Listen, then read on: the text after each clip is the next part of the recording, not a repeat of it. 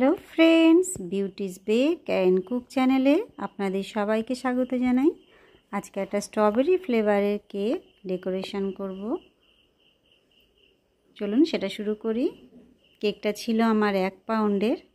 এখানে আমি প্রথমে কেক স্পঞ্জটা 3টে লেয়ারে কেটে নিচ্ছি।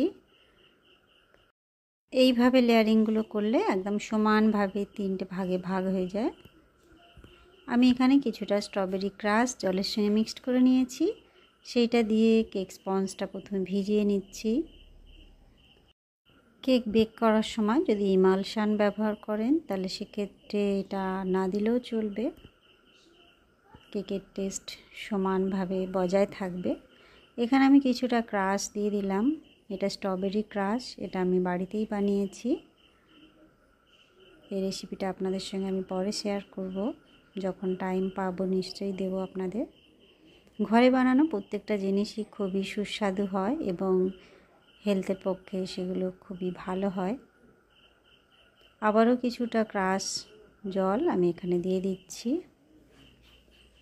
তবে কেক স্পঞ্জ যদি ময়েস্ট থাকে বেশি জল দিতে যাবেন না, কেকের টেস্ট কিন্তু নষ্ট হয়ে যেতে পারে।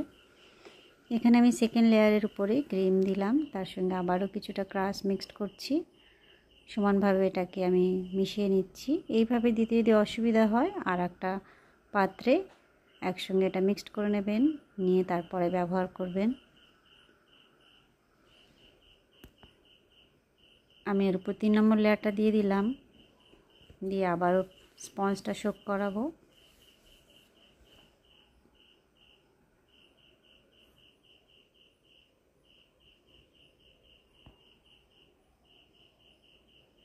আমি এটা প্রথমে ক্রাম কোট করছি।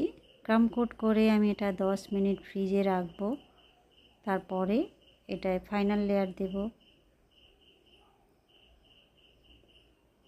ক্রাম কোট করলে ফিনিশিংটা খুব ভালো হয়, দেখতেও সুন্দর লাগে।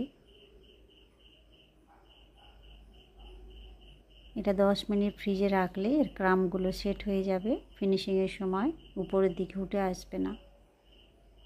আমি এর উপরে ফাইনাল লেয়ার দিচ্ছি। 10 মিনিট আমি এটা ফ্রিজে রেখেছিলাম।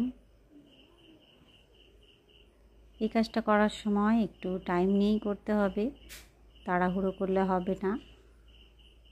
ধীরে সুস্থে আলতো হাতে এই কাজটা করতে হবে। আপনার টাইমের উপর ডিপেন্ড করছে কিভাবে কেকটা, এইভাবে ধীরে সুস্থে আমি এটাকে ফাইনাল ফিনিশিং দিয়ে নিলাম। প্যালেট নাইফ দিয়ে সেটা সমান করে নিচ্ছি।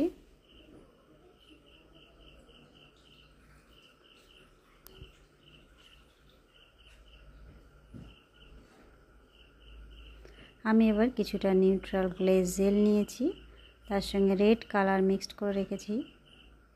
এটা আমি 1 সপ্তাহ হয়ে গিয়েছে ফ্রিজে রেখেছিলাম, যার জন্য এটা একদম ঠান্ডা, একদম গাঢ় হয়ে গিয়েছে।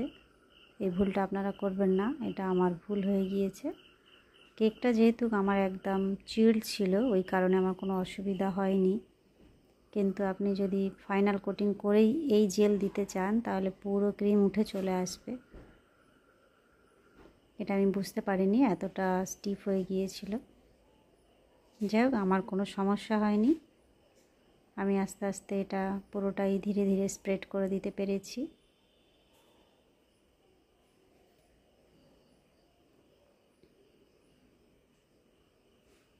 আমি যদি কিছুক্ষণের জন্য এই জেলটা বার করে রাখতাম বাইরে, তাহলে এতটা গাঢ় থাকতো না, আস্তে আস্তে এটা পাতলা হয়ে যেত।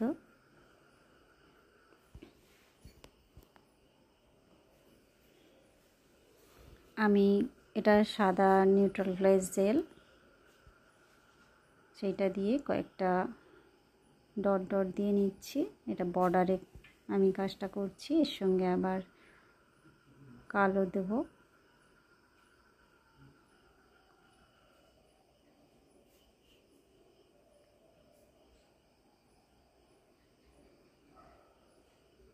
এটাও নিউট্রাল গ্লেজ জেল, তার সঙ্গে ব্ল্যাক কালার মিক্সড করেছি।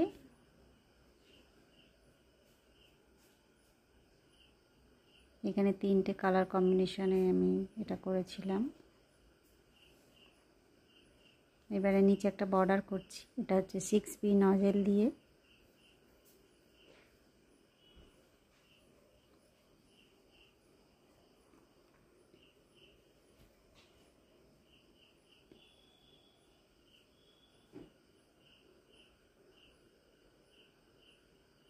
আমার কাছে কয়েকটা টপার ছিল, সেইগুলো আমি বসিয়ে দিচ্ছি। এটা হোয়াইট চকলেট দিয়ে আমি বানিয়েছিলাম মোল্ডে। এরকম ছোট ছোট মোল্ড পাওয়া যায় সিলিকনের, তাতে চকলেট মেল্ট করে এরকম ছোট ছোট চকলেট বানানো যায়। এটা আগেও আপনাদের সঙ্গে আমি শেয়ার করেছি। আমি কতগুলি চকো চিপস দিয়ে দিচ্ছি। কেকটা যেহেতু আমার কাছে খুব শর্ট টাইমে অর্ডারটা এসেছিলো, তাই আমি ভেবে পাচ্ছিলাম না কিভাবে আমি এতটা কম টাইমের মধ্যে সার্ভ করব। যাই হোক, আমার কাছে যেটুকু চকলেট ছিল সেটা দিয়ে আমি ম্যানেজ করে নিয়েছি। নামটা এখানে আমি লিখে দিলাম জেল দিয়ে। কয়েকটা silver colour sugar ball, sorry এটা গোল্ডেন কালার সুগার বল কেকের উপরে দিয়ে দিলাম। দেখুন কেকটা আমার কমপ্লিট হয়ে গিয়েছে। কাস্টমারও ভীষণ খুশি ছিল আমার কেকটা পেয়ে।